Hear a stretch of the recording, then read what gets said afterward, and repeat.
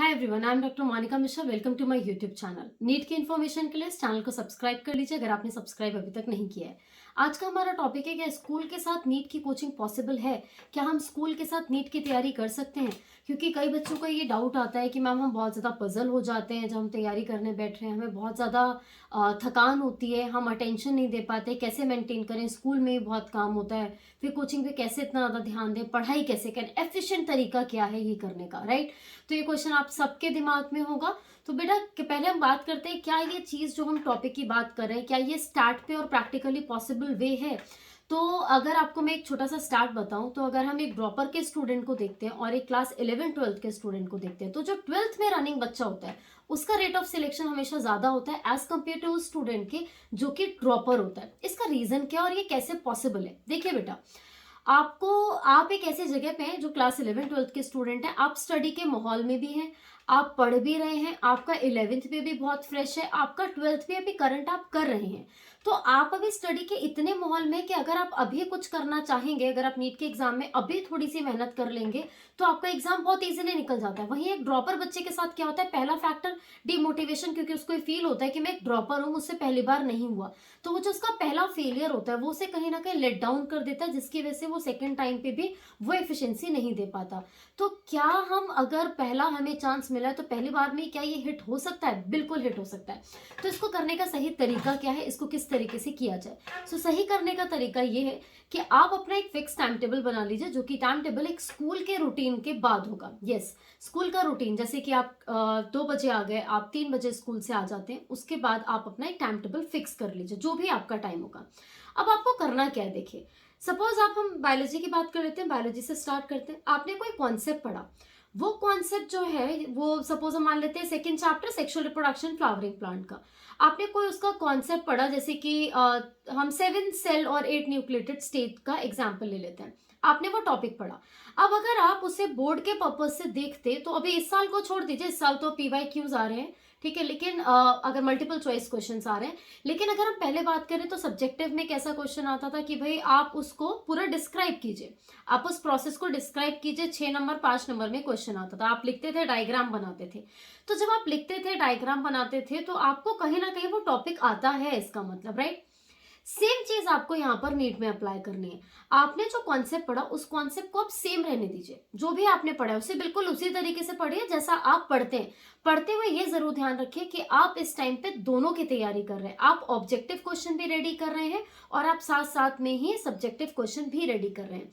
जैसे ही आपने कोई टॉपिक को पढ़ा, आपने उसका ऑब्जेक्टिव क्वेश्चन निकालना है और ये देखना है कि इससे ऑब्जेक्टिव क्वेश्चन कैसा पूछा जाता है। जैसे कि ऑब्जेक्टिव में क्वेश्चन आएगा कि भाई 7 सेल 8 न्यूक्लिएटेड स्टेज किसमें पाई जाती है, तो आंसर हो जाएगा एंजियोस्पर्म, यानी फ्लावरिंग प्लांट के अंदर पाई जाती है, जो कि आपको एनसीईआरटी में क्लियरली दिया हुआ है।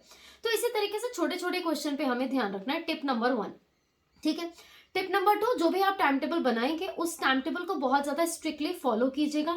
डेली PYQ प्रैक्टिस या डेली आप सैंपल क्वेश्चन जरूर प्रैक्टिस कीजिए। आप लिखने की भी प्रैक्टिस कर सकते हैं अपने सब्जेक्टिव की, लेकिन अगर कॉन्सेप्ट आपका क्लियर है तो आपके ऑब्जेक्टिव बहुत इजीली हो जाएंगे।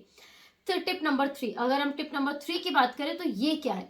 जब भी आप एनसीईआरटी पढ़ते हैं तो एनसीईआरटी को कभी भी ये सोच के मत पढ़िए कि मुझे एनसीईआरटी से कॉन्सेप्ट समझना है। एनसीईआरटी बेटा कॉन्सेप्ट समझने के लिए नहीं होती है, उसके लिए आपको कोई टीचर, एक अच्छी बुक की रिक्वायरमेंट होगी जो आपको उस कंसेप्ट को पढ़ा सके।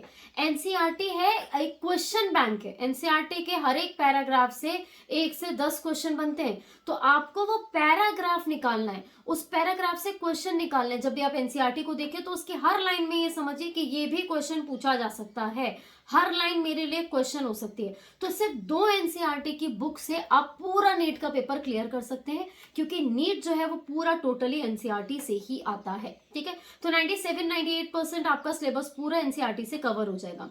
तीसरा, मोटिवेटेड रहिए। अगर आपके अंदर जील है, आपके अंदर ये पावर है कि नहीं मुझे करना है, मुझे डॉक्टर बनना है, मुझे अपने माँ बाप का नाम रोशन करना है, मुझे अपनी लाइफ अच्छी करनी है, तो आप स्कूल के साथ भी तैयारी कर लेंगे। और अभी स्कूल का इतना लोड है भी नहीं, आपको पता है कि कोविड की वजह से भी बहुत अच्छी तरीके से स्कूल्स उतने फुल एंड फ्रेश मोड में नहीं आए हैं जैसे पहले चलते थे। तो this is the best opportunity जिसमें आप अपने आप को टाइम दे सकते हैं। टिप नंबर 4, टिप नंबर 4 की बात करते हैं।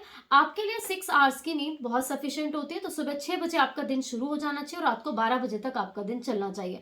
आपको इस तरीके से इसको फॉलो करना है। जब आप इस रूटीन से फॉलो करेंगे तो आप इजीली एग्जाम को निकाल लेंगे। नाउ टिप नंबर 5 की बात करते हैं। टिप नंबर 5 बेटा ये है कि आपको इतने हैक्टिक शेड्यूल को निभाने के लिए आपको बहुत जरूरी है कि आप अच्छी डाइट जरूर लें। अपने खाने पीने का ध्यान ज्यादा रखें, क्योंकि जब आप हेल्दी होंगे तो ही आप इतना सारा कुछ हैंडल कर पाएंगे। आपका दिमाग भी तभी काम करेगा और आप एग्जॉस्ट फील नहीं करेंगे। तो इन कुछ चीजों का अगर आप ध्यान रखते हैं तो आपको नीट के एग्जाम करने में बहुत ज्यादा हेल्प मिलेगी। देखिए, कहते हैं कि अगर मन के हारे हार है, मन के जीते जीत। अगर आपका बहुत ज्यादा स्ट्रांग आपने ओपिनियन बना रखा है कि मुझे नीट का एग्जाम क्लियर करना ही करना है, तो आप बहुत इजीली नीट का एग्जाम क्लियर कर जाएंगे। आपको किसी के ऊपर डिपेंड भी नहीं रहना पड़ेगा। लेकिन हाँ, अगर आप पहले से ही सोच रहे हैं नहीं मुझसे नहीं होगा, मैं कैसे करूंगा, तो फिर तो है। देखिए, 2 साल है, 2 साल थोड़ा सा मेहनत कर लेंगे तो आपका एग्जाम निकल जाएगा। अगर आपको वीडियो अच्छी लगी हो, आपके किसी काम की हो, तो इसे शेयर जरूर कीजिएगा, लाइक जरूर कीजिए और आप कमेंट करके अपनी प्रॉब्लम्स भी हमारे साथ शेयर कर सकते हैं। और आपने अगर अभी तक इस चैनल को सब्सक्राइब नहीं किया तो चैनल को सब्सक्राइब कर लीजिए। यहाँ पे नीट से रिलेटेड सारी इन्फॉर्मेशन आपको दी जाएगी। Thank you so much.